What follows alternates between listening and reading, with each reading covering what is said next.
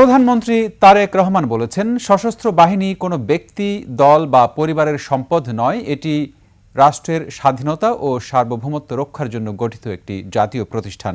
সেনাবাহিনীর মূল দায়িত্ব হল দেশের নিরাপত্তা ও সার্বভৌমত্ব রক্ষা করা এবং এই দায়িত্ব পালনে কোনো ধরনের রাজনৈতিক প্রভাব বা বিভাজন গ্রহণযোগ্য নয়। রোববার ঢাকা সেনানিবাসে সশস্ত্র বাহিনীর দরবারে প্রধানমন্ত্রী এসব কথা বলেন। দরবারে তিনি সশস্ত্র বাহিনীর সদস্যদের পেশাদারিত্ব বজায় রেখে দায়িত্ব পালনের আহ্বান জানান।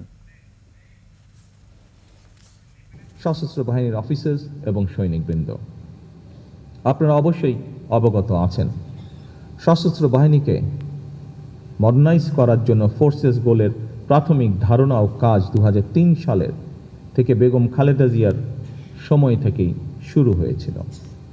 আধুনিক প্রযুক্তি নির্ভর এবং দক্ষতা বৃদ্ধির জন্য সশস্ত্র বাহিনীর সদস্যদের উন্নত প্রশিক্ষণ, সেনা সদস্যদের কল্যাণমূলক উদ্যোগ এবং নতুন ও উন্নত অস্ত্র সংযোজনের মাধ্যমে বাহিনীসমূহের সাংগঠনিক কাঠামো পুনঃসংগঠিত করা হয়েছিল। একই ধারাবাহিকতায় 2002 সালের 10ই জানুয়ারি প্রথমবারের মতন military institute of science and technology MIST সম্প্রসারণ করে বেসামরিক শিক্ষার্থীদের জন্য ভর্তির দ্বার উন্মুক্ত করা হয়েছিল।